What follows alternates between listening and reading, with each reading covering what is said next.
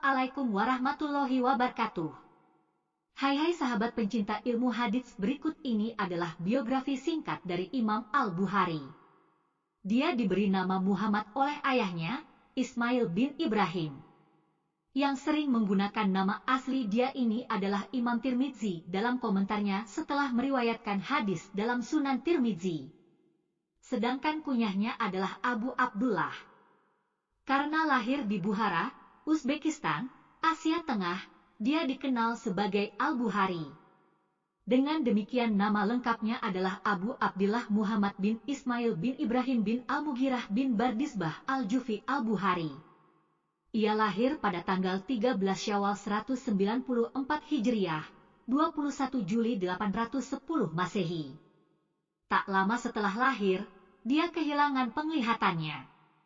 Dalam satu riwayat, ibunya bermimpi bahwa Nabi Ibrahim alaihissalam mendatanginya seraya berkata, "Janganlah kau bersedih, sesungguhnya anakmu akan dapat melihat kembali dikarenakan doamu terhadap anakmu."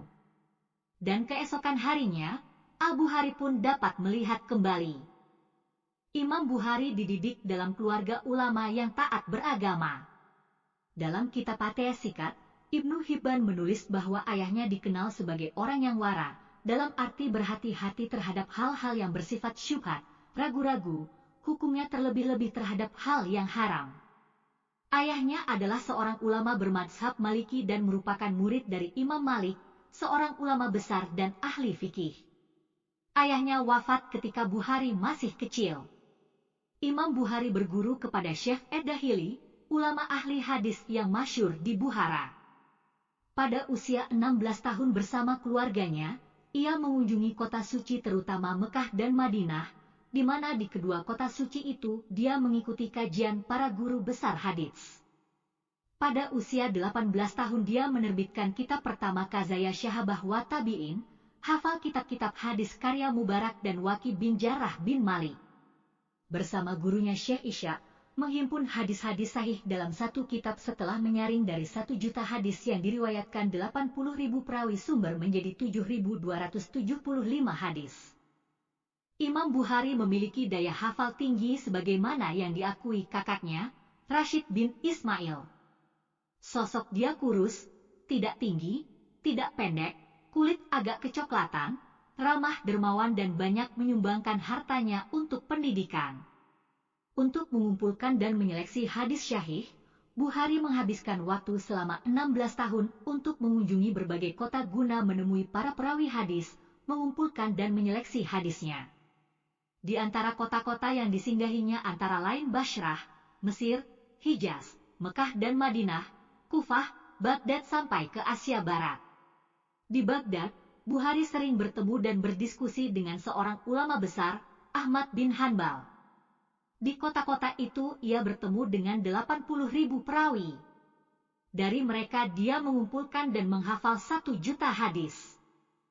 Namun tidak semua hadis yang ia hafal kemudian diriwayatkan, melainkan terlebih dahulu diseleksi dengan seleksi yang sangat ketat di antaranya apakah sanad, riwayat, dari hadis tersebut bersambung dan apakah perawi, periwayat, pembawa, hadis itu terpercaya dan sikah, kuat. Menurut Ibnu Hajar Al-Asqalani, akhirnya Bukhari menuliskan sebanyak 9.082 hadis dalam karya monumentalnya Al-Jami' Al-Syahih yang dikenal sebagai Syahih Bukhari. Banyak para ahli hadis yang berguru kepadanya seperti Syekh Abu Zahrah, Abu Hatim Tirmidzi, Muhammad ibn Nasr dan Imam Muslim.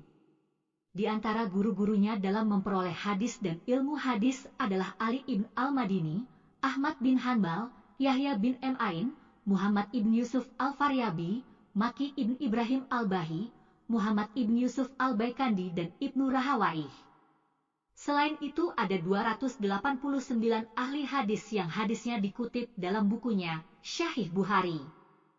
Dalam meneliti dan menyeleksi hadis dan diskusi dengan para perawi, Imam Bukhari sangat sopan. Kritik-kritik yang ia lontarkan kepada para perawi juga cukup halus namun tajam.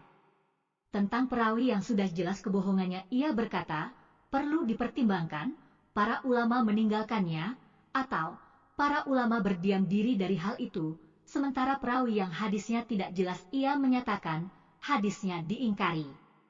Bahkan banyak meninggalkan perawi yang diragukan kejujurannya. Dia berkata, saya meninggalkan 10.000 hadis yang diriwayatkan oleh perawi yang perlu dipertimbangkan dan meninggalkan hadis-hadis dengan jumlah yang sama atau lebih, yang diriwayatkan oleh perawi yang dalam pandanganku perlu dipertimbangkan. Banyak para ulama atau perawi yang ditemui sehingga Bukhari banyak mencatat jati diri dan sikap mereka secara teliti dan akurat. Untuk mendapatkan keterangan yang lengkap mengenai sebuah hadis, mencek keakuratan sebuah hadis ia berkali-kali mendatangi ulama atau perawi meskipun berada di kota-kota atau negeri yang jauh seperti Baghdad, Kufah, Mesir, Syam, Hijaz seperti yang dikatakan dia. Saya telah mengunjungi Syam, Mesir, dan Jazirah masing-masing 2 kali, ke Basrah 4 kali, menetap di Hijaz selama 6 tahun, dan tidak dapat dihitung berapa kali saya mengunjungi Kufah dan Baghdad untuk menemui ulama-ulama ahli hadis. Di sela-sela kesibukannya sebagai ulama pakar hadis, ia juga dikenal sebagai ulama dan ahli fikih, bahkan tidak lupa dengan kegiatan-kegiatan olahraga dan rekreatif seperti kegiatan belajar memanah sampai mahir.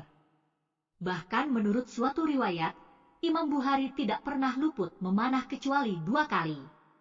Di antara karya-karya Imam Bukhari antara lain, Al-Jami, Asy-Syahih yang dikenal sebagai Syahih Bukhari, Al-Adab Al-Mufrad, Ad-Du'afa Asy-Syaghir, At-Tarikh Asy-Syaghir, At-Tarikh Al-Awsat, At-Tarikh Al-Kabir, At-Tafsir Al-Kabir, Al-Musnad Al-Kabir, Kazaya Syahabah wa Tabi'in, Kitab Al-Ilal, Raf'ul Yadain fi Asy-Syalah, Bir Al-Walidain, Kitab Ad-Du'afa, Asami Asy-Syahabah, Al-Hibah, Halq Af'al Al-Ibad, Al-Kuno, Al-Qira'ah Half Al-Imam. Kebesaran akan keilmuan beliau diakui dan dikagumi sampai ke seantero dunia Islam.